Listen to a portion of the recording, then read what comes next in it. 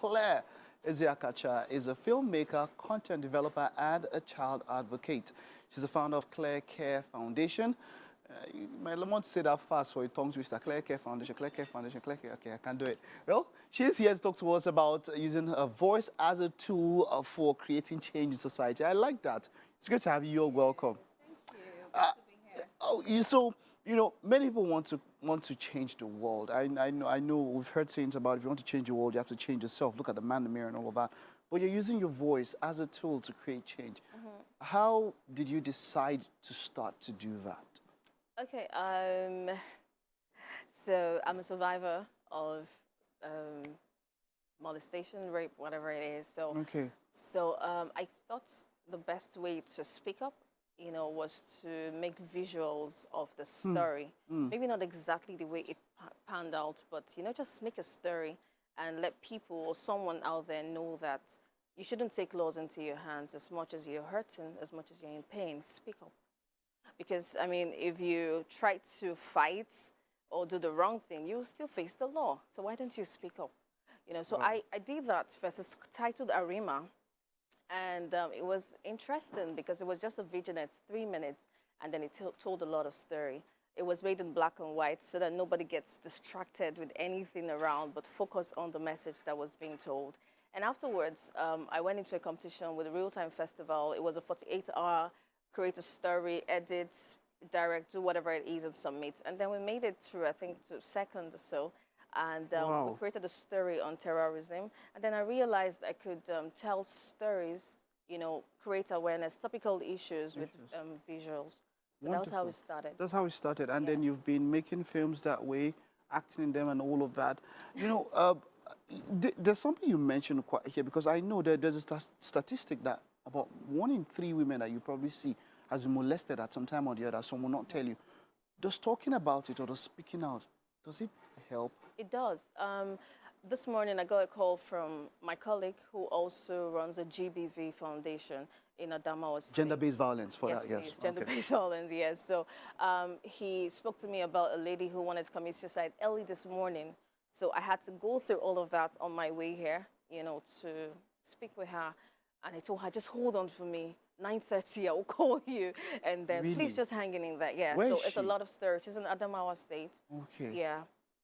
So it does help at least somebody else and all of that, because I know of ladies who they can't speak. They've told me I can't say it, but some of them are living the trauma and they feel like if they talk about it, it might not help and all that. What word would you have for someone like that? I would say speak up. When you share it, there's a relief that comes with it. If I tell you a story of how I'm hurting, there's a relief I will get.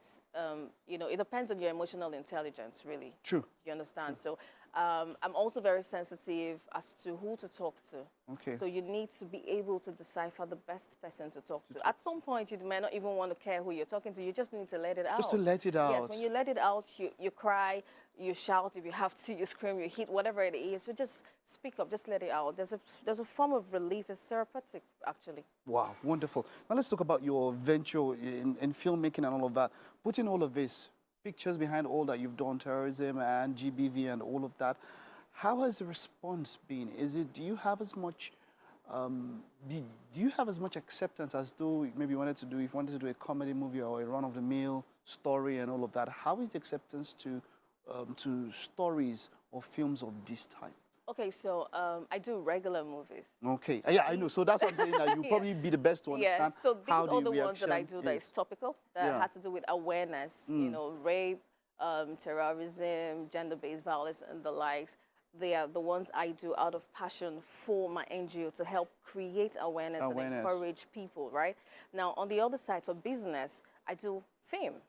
Creative film. So I work in the capacity of an artistic or an assistant director or a producer. Okay. And of course, a production manager, yeah. So for the acceptance of this, it's 100% accepted, especially the UN, WHO, and people with the vision like mine for Clare Cares Foundation. They accept it. And sometimes, we started a platform where people create movies on topical issues, and then there are awards, we sit to talk about it, and you go to certain organizations that are big, Yeah, you go to certain organizations that are big, and they display this,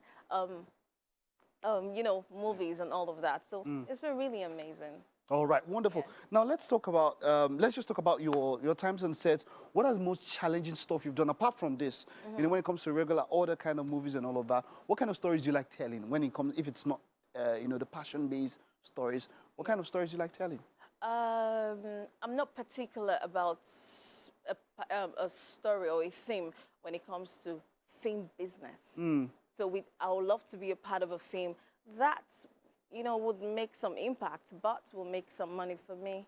Because there has to be that balance. I mean, Yes. you will not be able to tell the stories if you don't make money. Exactly. And I know it's almost in the same way with music. When people say, okay, hey, want to do this because you hear talk about people. Okay, so for instance, there was talk about the rap industry, and well, talk about, look, let's do something that's commercially viable because at the same time you need to make money to do all of this and all of that. So if you had everything, all the money, all the resources you need to put this together, what kind of movies, what kind of films would you be doing? I would do film in my line, which is to create awareness on every issue that needs to be told. It could be on violence, it could be on maternity issue, whatever it is that concerns humanity.